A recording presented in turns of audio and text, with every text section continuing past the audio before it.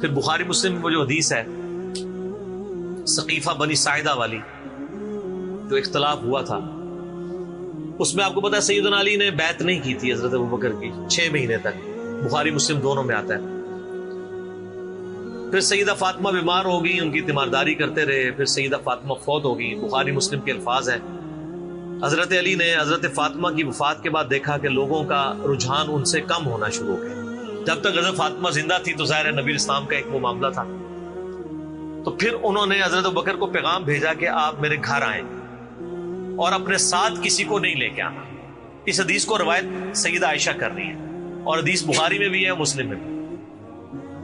اور اما عائشہ کہتی ہیں کہ سیدنا علی کی ایک خواہش تھی کہ حضرت عمر نہ جائیں کیونکہ ان کے مزاج میں ذرا تیزی تھی۔ تو حضرت ابوبکر حضرت علی کے گھر جانے لگے تو حضرت عمر نے روک لیا، ان کا آپ کو میں اکیلے نہیں جانے دوں گا۔ ہائے ہائے، ابوبکر تو پھر ابوبکر ہے نا، انہوں نے کہا اللہ کی قسم نبی کے گھر والوں سے ہمیں کوئی شر کی امید نہیں ہے۔ ان کو تھا کہ بلا کے ایجنسیوں کے ہاتھوں گرفتاری نہ کروا دے۔ آج کے دور میں بات کر، تو حضرت ابوبکر اکیلے گئے۔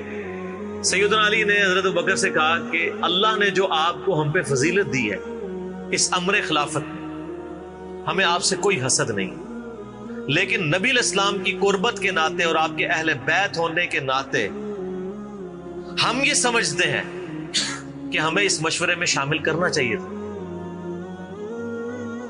تو سیدنا ابوبکر نے رونا شروع کر دیا۔ رونے کا مطلب یہ تھا کہ انہوں نے اس چیز کو ایکسپٹ کیا کہ یہ ٹیکنیکلی مسئلہ مس ہینڈل ہوا ہے، لیکن وہ کیوں ہوا وہ میں نے پورا 3 گھنٹے کا لیکچر ریکارڈ کروایا۔ مسئلہ 55B، وصی رسول کون ہے اور حدیث قرطاس کا تحقیقی جائزہ۔ جب رونا شروع کیا تو سیدنا علی نے کہا کہ بس اب میں آپ کی اعلانیہ بیعت کروں گا، یہ ہے للہیت، ورنہ وہ کہتے کہ ابوبکر میں بیعت کرتا ہوں باہر جا کے بتا دینا، یہ کام ہوتا تو اکڑ والا ہوتا، لیکن وہ تو علی تھے، اکڑ تو دور دور تک نہیں تھی، زہد تھا، عاجزی تھی، اللہ کا تعارف تھا۔ کہا میں اعلانیہ بیعت کروں گا آپ کی۔